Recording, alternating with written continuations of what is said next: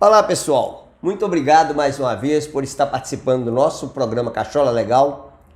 E mais uma vez nós estamos tendo a grata satisfação, o privilégio, a honra de ter conosco Dr. Manuel Dias de Oliveira, presidente da FAMET, com vasto currículo em saúde mental.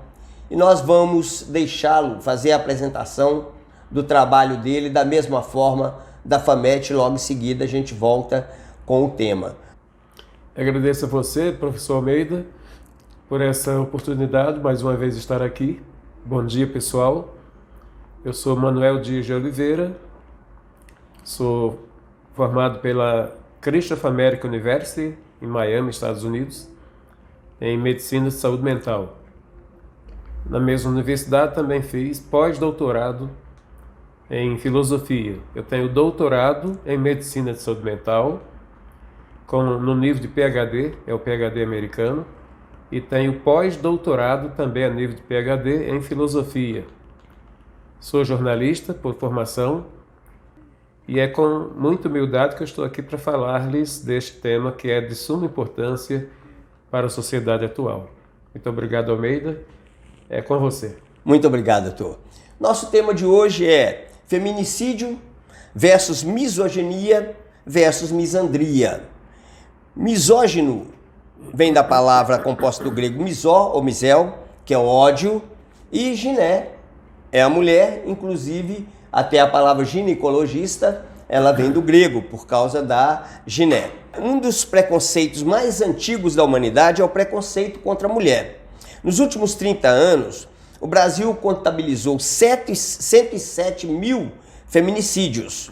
O termo feminicídio foi apresentado pela primeira vez pela socióloga Diana Russell em um seminário em Bruxelas, a fim de caracterizar o assassinato de mulheres como um caso extremo de violência contra elas.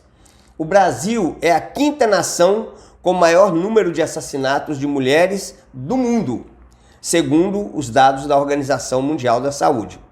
A cada 2 minutos, uma mulher é morta por arma de fogo, de acordo com o Instituto Maria da Penha. Gostaria que o senhor traçasse um paralelo entre misoginia, misandria, feminicídios, palavras que até há muito pouco tempo eram desconhecidas. Ok.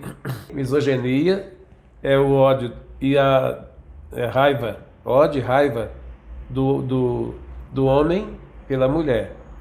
E o misandria é o da mulher pelo homem. São termos análogos que trazem a representação simbólica de uma psicopatologia. Isso é uma psicopatologia, é uma doença. Muitas das vezes a mulher se encanta pelo homem, basicamente embasada, o seu sentimento está embasado na beleza física do homem. Às vezes ela tem dentro dela, ela tem, no seu psiquismo, ela tem essa preferência e ela se apaixona pelo homem.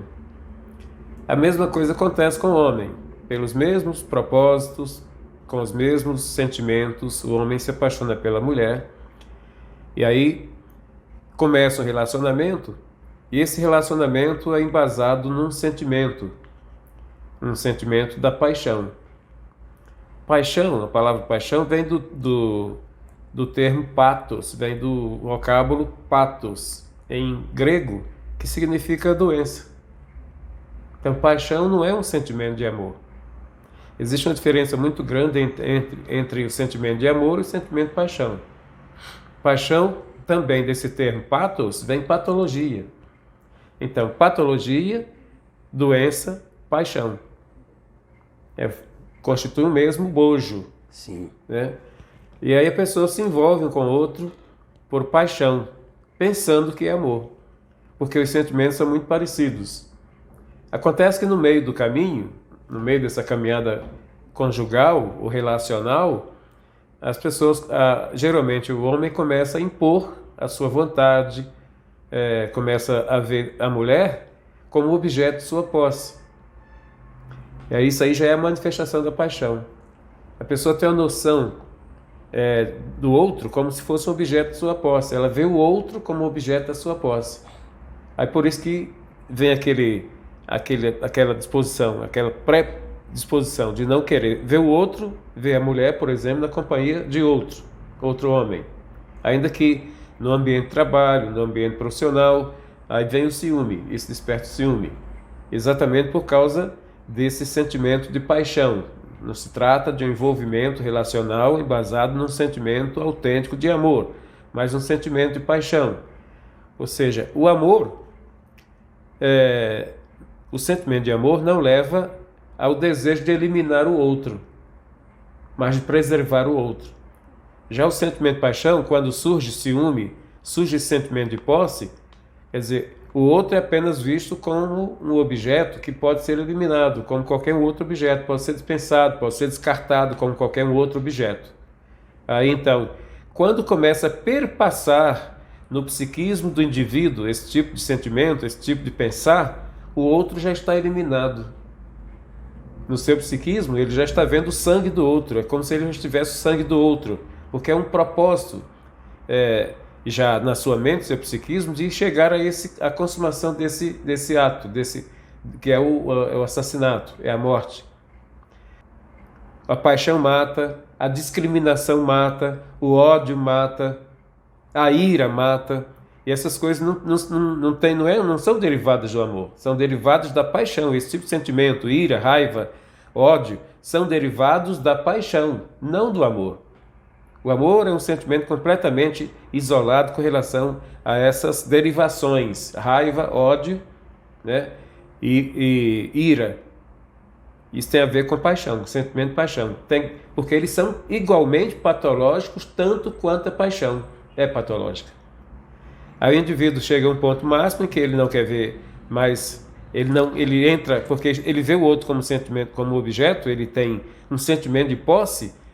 Aí ele chega um momento que ele não quer ver essa pessoa com outro, na companhia de outra pessoa, né? Então ele começa a permitir que perpasse na sua mente ideações no sentido de eliminar o outro, porque vem aquela ideia que você falou no início, já que não quero... Eles começam a brigar, começam a discutir, e chega à conclusão da separação. Aí quando chega à conclusão da separação, a mulher, porventura, ela declare que quer se separar dele, aí agora aciona um gatilho. Qual é o gatilho? O gatilho da eliminação. Já que eu não tenho você, não posso ser você para mim, também você não vai ser posse de outro. Sim. Ele continua com esse sentimento de posse. Já que você não pode mais estar na minha posse, também você não vai estar na posse de outro. Aí acontece o feminicídio. A partir daí, aí já se pode prever que a história não vai terminar muito bem. Sim. Como geralmente o que acontece, que a gente vê na mídia todos os dias acontecer a morte da mulher, feminicídio.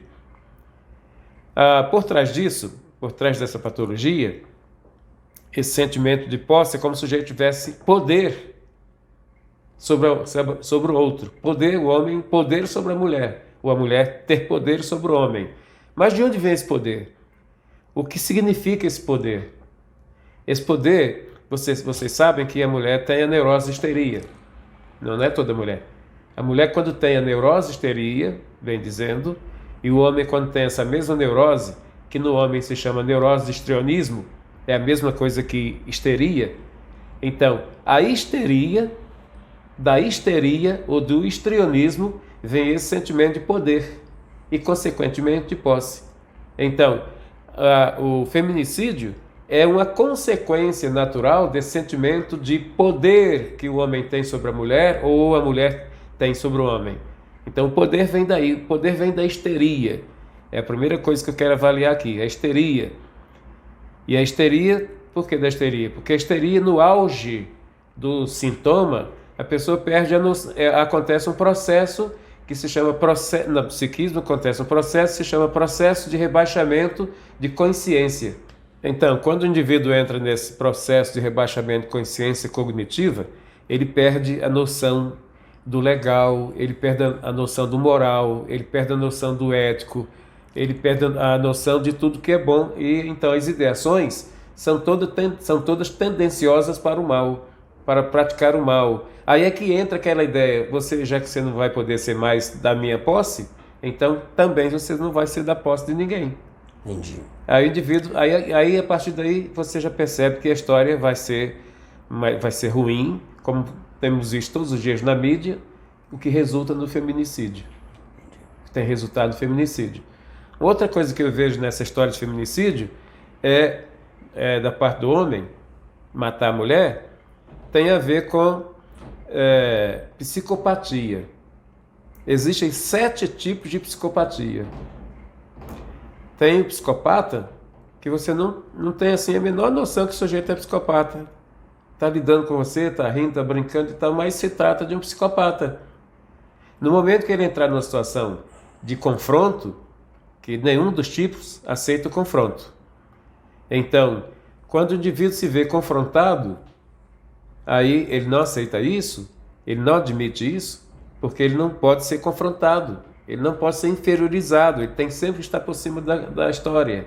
Então, aí ele parte para uma reação, e essa reação é agressividade, tanto verbal, como agressividade sexual, agressividade física, agressividade social. Então, todas as ideações mentais do indivíduo, as ideações psíquicas do indivíduo, são patológicas, são psicopáticas. Então, o indivíduo pode realmente, a maioria desses casos de agressão, de marido agressor, eu inclusive tenho muita experiência em consultório tratando de problemas conjugais, e geralmente o marido agressor trata-se de ser portador de uma psicopatia. É um psicopata. O marido agressor, o marido que bate na mulher, o marido que causa danos físicos à mulher e não tem nenhum sentimento por isso, vê isso como uma coisa muito natural, trata-se de uma psicopatia. Esse indivíduo é portador de uma psicopatia.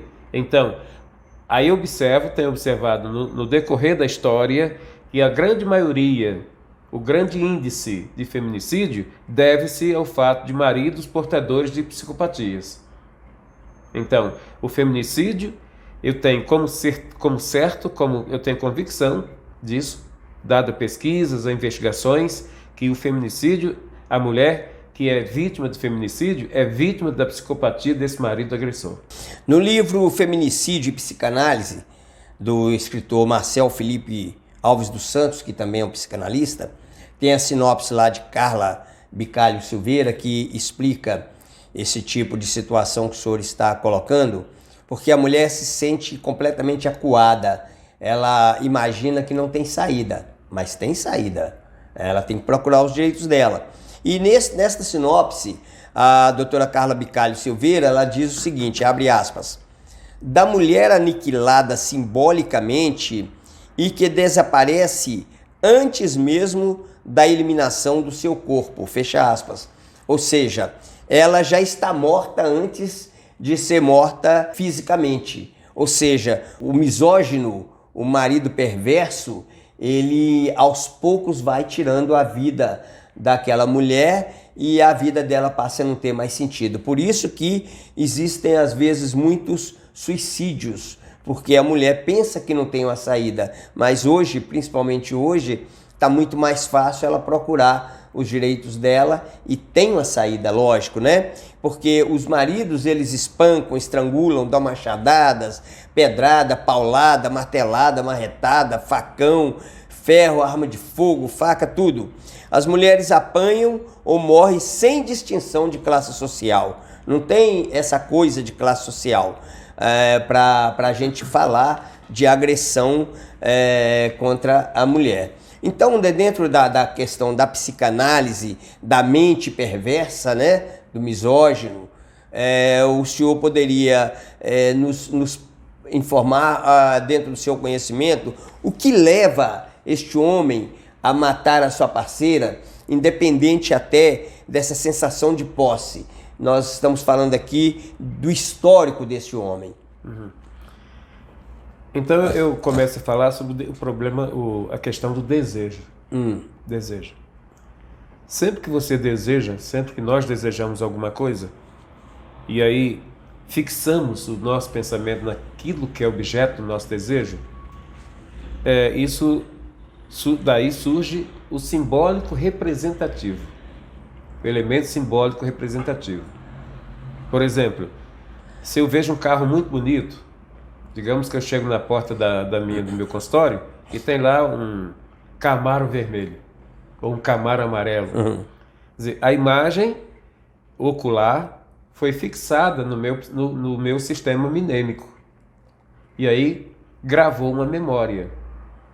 O desejo resultou na gravação de uma memória.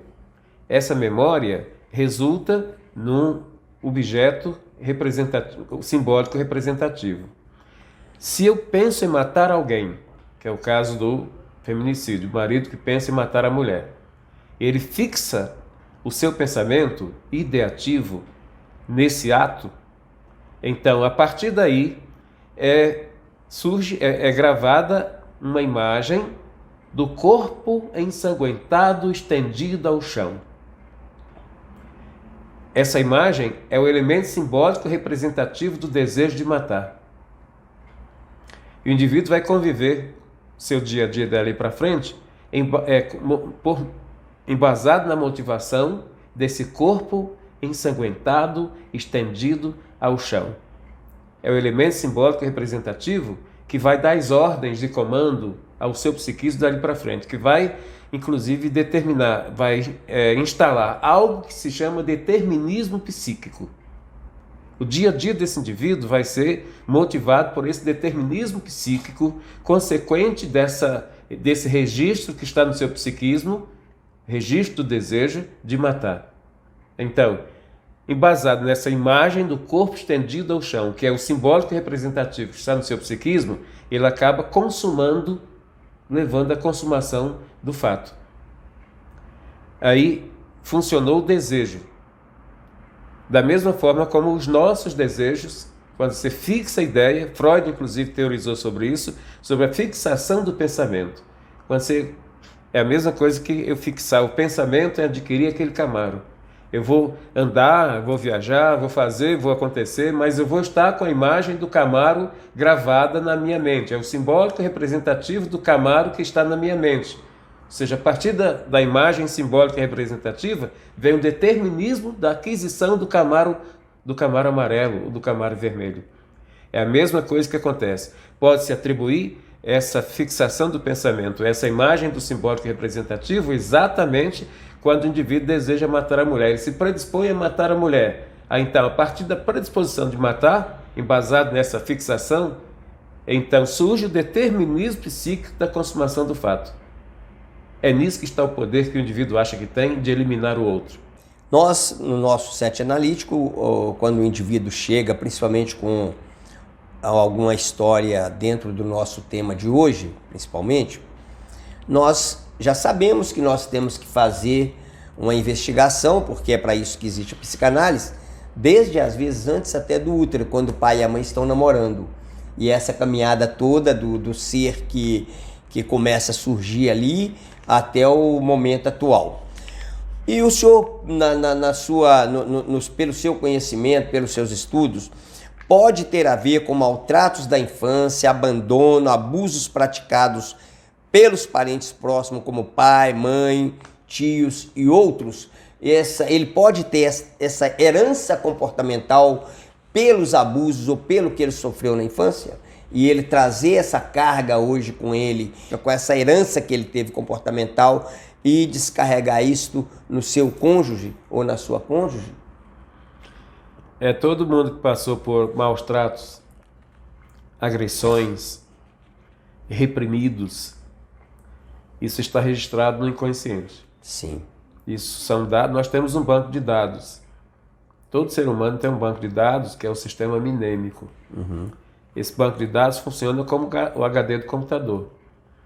Aliás, o computador, quando inventado, foi inventado a partir dessa estrutura psíquica. Então, inventaram o computador. Aí tem o HD, tem a placa-mãe, tudo isso representa esse computador humano, que consegue armazenar 4 quatrilhões de dados. Poxa. É o maior computador que o mundo conhece, é o cérebro humano, que se divide em cérebro racional e em cérebro emocional.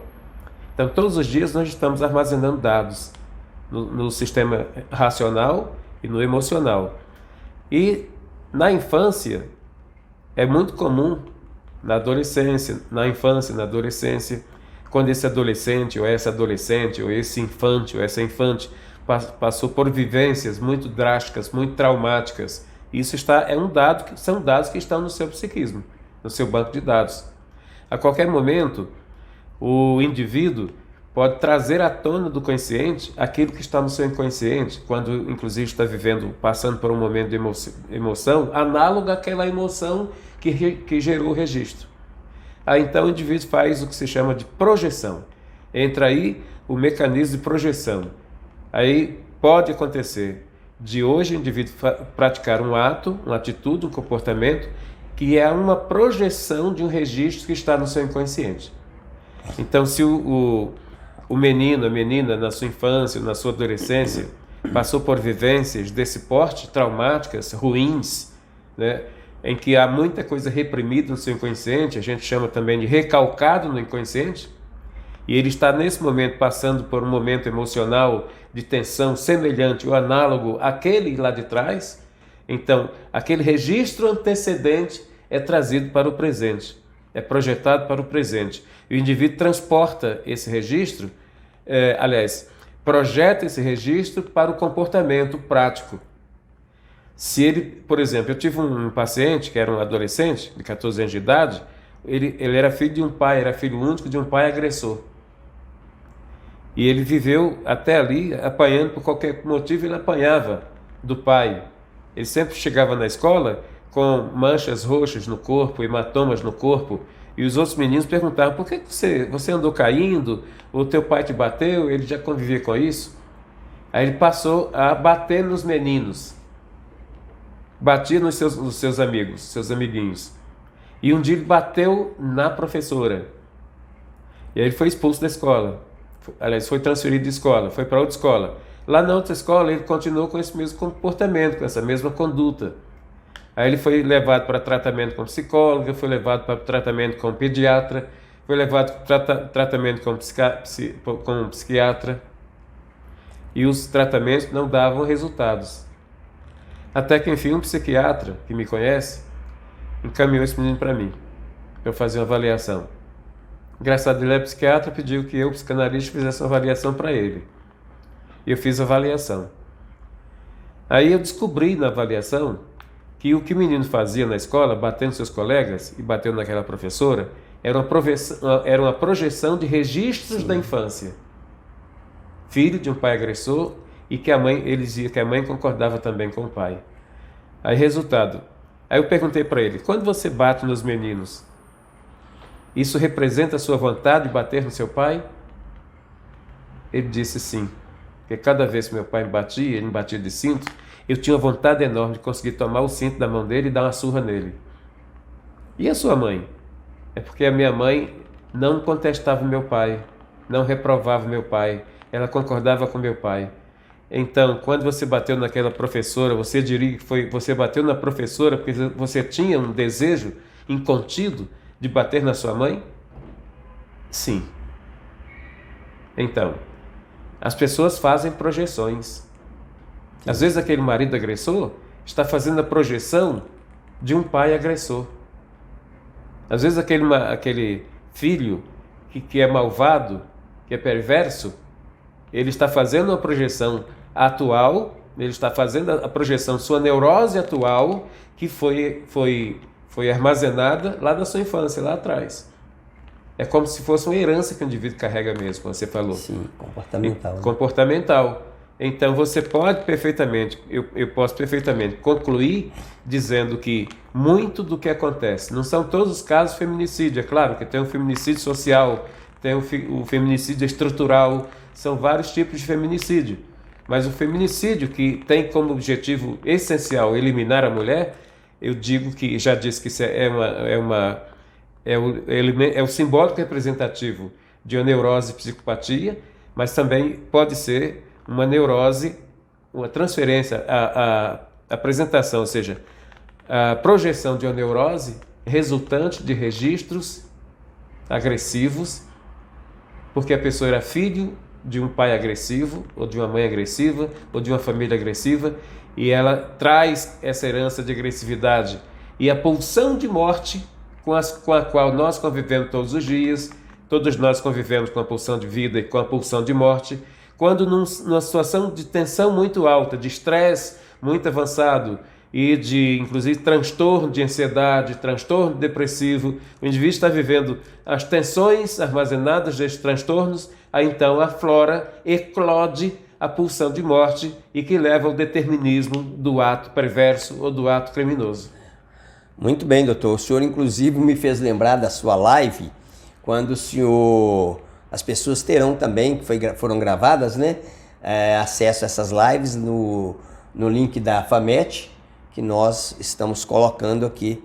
Mas o senhor fala da síndrome do Hulk, né? Eu até fiz a pergunta se o Border também estaria presente nesse tipo de comportamento, mas a síndrome do Hulk, o senhor descreveu esse tipo de situação, esse tipo de comportamento que o senhor acabou de falar agora, do eclodir, do explodir, né? Que o sujeito, naquele momento, ele perde a noção dele e vira um Hulk. É isso mesmo, né? É exatamente isso. Pois é, durante a pandemia, doutor Manuel, houve um aumento, segundo os dados da OMS, de 22,2% em 12 estados. Um aumento de violência contra a mulher, de várias formas. Caiu um pouco em 3 estados, mas em um estado, não vou aqui citar o nome, para não ser até indiscreto, chegou a 300% o aumento. E em seguida mais 2 estados logo à frente. Segundo as pesquisas, caíram um pouco no Rio de Janeiro, Espírito Santo e Minas Gerais. O senhor acredita que estas estatísticas de quedas ou aumento de 300%, mas principalmente essas quedas, o senhor acredita que elas estão dentro da realidade ou estão fora da realidade? Eu acredito que está abaixo da realidade. Por que está abaixo? Porque nem toda mulher que sofre agressão do marido, ela tem a coragem de denunciá-lo. Principalmente a mulher que vive um sentimento tantalizante. Junto a esse sentimento de paixão, geralmente há um sentimento auxiliar que chama sentimento tantalizante. O que é o sentimento tantalizante? É aquele sentimento que faz com a pessoa, que motiva a pessoa a depender do outro. Então, a ficar na dependência, permanecer, a ser refém do outro, da dependência do outro. Então, essa mulher que é refém da dependência do outro, ela teme perder essa dependência. Muitas das vezes a mulher não tem como, ela pensa que não tem como sobreviver sozinha. Sim. Segundo, ela teme desagradar o outro por causa do sentimento tantalizante. O sentimento tantalizante, por sua vez, alimenta o sentimento de a pessoa fica, ela se anula a si mesma. Sim. Se anula sempre em favor do outro. Ela sempre se coloca no estado de submissão. O marido pensa, ao pensar que ele tem a posse da mulher, por pensar, avaliá-la como se fosse objeto, ele a subestima. Ele a coloca sob submissão. A pessoa, além de ser um objeto, é um objeto submisso. É um objeto que não merece estima. Aí daí surge a raiva do outro. Mas a pessoa não reage por causa desse sentimento de se ficar refém da dependência do outro, né? Aí então ela não denuncia. Aí esse é um dado que não vai figurar na estatística. Isso é uma realidade, não vai figurar na estatística, nos dados estatísticos. Outra coisa que faz com que a mulher, muitas das vezes a delegacia da mulher está muito distante, ou ela vive numa região que não tem delegacia da mulher. Sim. Então existem vários dados, vários aspectos que contribuem para que esses dados estatísticos não sejam reais. Sim. Então eu acredito que está muito, a estatística que é apresentada na mídia está muito abaixo da realidade. Interessante. A dependência financeira, até a admiração pela beleza do outro, o próprio apego ao outro, né? E nós falamos mais uma vez lá da infância, às vezes contribui para essa pessoa aceitar. Já houve um caso em que uma paciente que me procurou, ela passava por esses tipos de abusos, e eu perguntei para ela um dia por que é que ela não tomava uma decisão imediatamente e tinha que sair da vida do outro e tirar o outro da vida dela. E ela me respondeu, mas ele paga minha faculdade, o cartão de crédito dele fica comigo, eu tenho liberdade de usar como eu quero, ele troca meu carro de 2 em 2 anos, me dá um carro de 2 em 2 anos, e se eu deixar este homem, eu vou ter perdas, piores até do que o que ele faz comigo.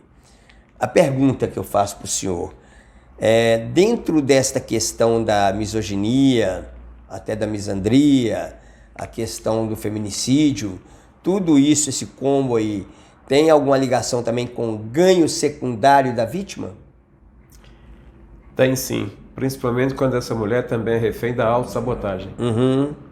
Esses dados aí que você citou, figuram num histórico de autossabotagem. Sim. A pessoa se autossabota porque ela não quer perder alguma coisa, algum bem, alguma situação de que ela desfruta. Então ela prefere se autossabotar e sofrer o dano. Mas eu quero aproveitar o ensejo para dizer o seguinte: nenhuma vantagem que a pessoa possa adquirir de um relacionamento é mais importante do que uma vida preservada, do que a paz e o bem-estar pessoal e psíquico que a pessoa pode inclusive desfrutar. Essa mulher, citando o caso da mulher, essa mulher, ela não denuncia, ela prefere se auto-sabotar e não perder os bens, ou as vantagens ou os lucros que ela tem desse relacionamento. Mas só que ela vive uma vida infeliz, uma vida em que o seu psiquismo tem uma dor psíquica muito grande. Então essa dor psíquica que a pessoa convive é uma dor deprimente, e inclusive a dor psíquica é o que tem levado as pessoas a se cortarem, a se mutilarem e até a se suicidar. Então é preferível que a pessoa preserve o bem-estar da sua vida do que ficar na expectativa de ficar refém de vantagens ou de lucros que possa adquirir, que possa obter de um relacionamento perverso. Isso não é bom, não é feliz, não resulta em felicidade. Ou seja, esse estado de autossabotagem leva a pessoa, a mulher ou o homem, leva a pessoa a sofrer danos que ele não imagina que está sofrendo. Ele está vendo o lucro material à sua frente, mas não está vendo o lucro psíquico, que pode levar a pessoa, ainda que despida ou desprovida de bens materiais, mas é preferível que a pessoa seja provida de um bem-estar psíquico e seja feliz. E ser feliz não depende da aquisição de bens materiais, nem de dinheiro, nem de lucro algum que a pessoa possa obter. Doutor Manuel, o que leva esse tipo de comportamento, esse tipo de pessoa, esse tipo não sei se nós podemos chamar isso de homem, né? Que tem esse tipo de Eu chamo de troglodita. Um troglodita, né? Pensar que suas parceiras são suas propriedades, como se as mesmas fossem objetos, né? Tem este poder na mão deles de manipular, de mandar. Eu vou fazer para o senhor uma pergunta que ela é uma pergunta muito interessante. Esta relação tóxica, nós poderíamos também classificar esse tipo de relação como a relação sadomasoquista? Sim. Em algum caso? Perfeitamente. O sadomasoquismo é um relacionamento tóxico. E sendo tóxico, é patológico, é doentio, é anulante. É doentio por quê? É anulante, é deprimente. Leva a pessoa a perder a noção do próprio bem da vida. Então, é realmente uma coisa que é inconcebível. E só mesmo na mente de um troglodita pode ser agasalhado esse sentimento. é um troglodita. Para mim, é o homem das cavernas. Sim. Que não poderia ter lugar na sociedade atual, a sociedade de uma mídia tão tecnológica, sociedade de uma ciência tão avançada, na sociedade da neurociência. Então, esse tipo de comportamento e conduta não poderia estar presente nesta sociedade. Só está porque nós vivemos numa sociedade patológica e patologizadora. E nós estamos no contexto dessa sociedade. Então as pessoas se permitem ser patologizadas por esse tipo de comportamento social. Sim. Ou seja, neste comportamento, nesta relação sadomasoquista, o senhor enxerga uma possibilidade de um costume da vítima ou de uma aceitação, ou ela também, da história da infância dela, pode estar trazendo com ela esse tipo de aceitação, né? De vassalagem. Não sei se eu poderia colocar esse termo mais complicado, mais técnico. Uhum. É perfeitamente possível. Uhum. Quer dizer, são históricos de registros da infância ou de convivência. Isso pode ser inclusive genético, como pode ser constitucional.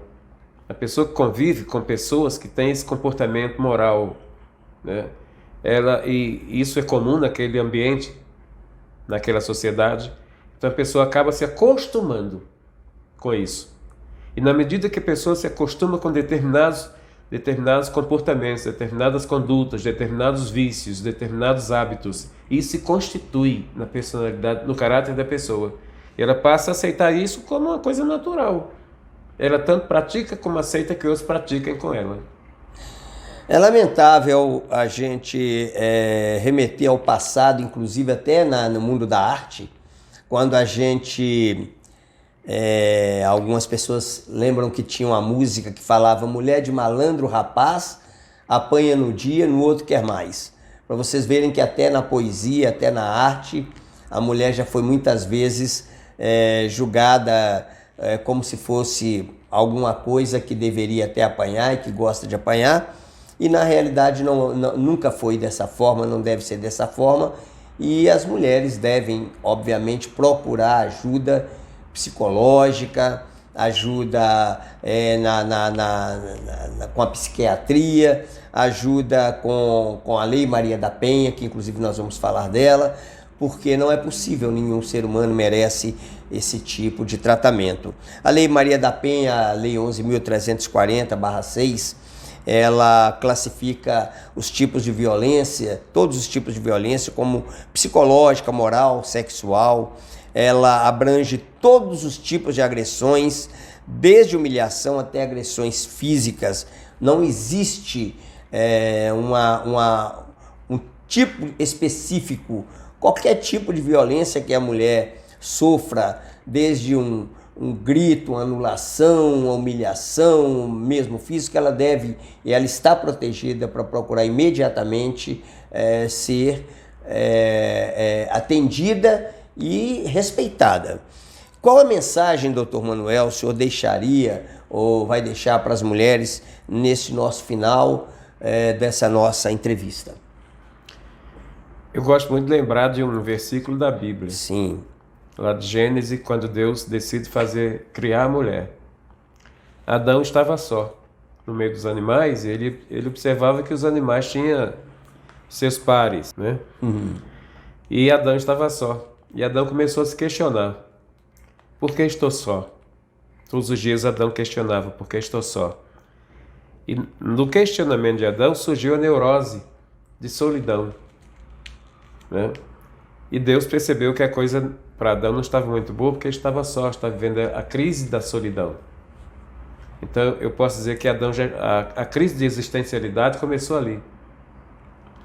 E Deus disse: não é bom que o homem esteja só. E Deus disse, essa é a palavra-chave: far-lhe-ei uma que lhe seja adjutora. Essa palavra é do hebraico. Adjutora quer dizer aquilo que completa e que complementa. Sim. Ou seja, Adão estava vivendo um vazio, e Deus entendeu isso. Então, quando Deus decidiu fazer a mulher e disse que ia fazer uma adjutora, que significa aquilo que preenche o vazio e que ornamenta esse vazio. Marido, a sua mulher existe ao seu lado para dar sentido à sua vida. E você não tem o direito de tirar o sentido da vida da mulher, porque tirando o sentido da vida da mulher, você vai tirar o próprio sentido da sua vida, o próprio sentido da sua existência. Outra coisa, mulher, você nasceu para ser bonita, porque você é a obra-prima da obra-prima. O homem é a obra-prima de Deus, mas Deus tirou da obra-prima outra obra-prima, que fez de você uma obra-prima por excelência. Então não aceite menos que isso. Aquele ditado da filosofia banal que diz que por trás de um grande homem existe uma grande mulher, é mentira. Isso é mito. É do lado do grande homem tem uma grande mulher. Não é atrás. Você não foi criada para ficar para trás. E muitas mulheres têm ficado para trás da história, para trás do tempo, para trás de você mesma. Então, mulher, não aceite menos que isso. O seu lugar é estar do lado do seu esposo. E se ele não aceita isso, não concorda com isso, então é melhor que você desista do projeto de estar com este homem. Ainda mais quando esse homem se torna agressor, se torna uma pessoa que já tem na sua mente concatenada a ideia do corpo ensanguentado, estendido ao chão. Não aceite isso. Você começa a viver uma história de agressividade, uma história de subestimação, uma história de desvalorização. Você não merece isso. Porque você é a obra-prima da obra-prima de Deus. Eu amo você. Então aceite isso como um conselho para a sua vida. Maravilha, doutor. E à mulher foi dado o dom da santidade, de ser mãe. E quando nós pensamos em nossas mães, nós entendemos o que acontece com essas mulheres e nós não gostaríamos jamais de participar de nenhum tipo de cena de agressão contra nossas mães. E me lembrei também aqui de uma parte de uma música do Erasmo Carlos, que ele diz, a música chama-se Sexo Frágil, né? E ele diz que em uma parte da música: mulher, mulher, na escola em que você foi ensinada, jamais tirei um 10. Sou forte, mas não chego aos seus pés. Parabéns para vocês, mulheres. Vivam isso que vocês merecem, da melhor forma possível. Muito obrigado, doutor Manuel. Seja sempre muito bem-vindo. Obrigado. Nós precisamos sempre beber desta fonte de sabedoria. Muito obrigado. Okay. Fique com Deus.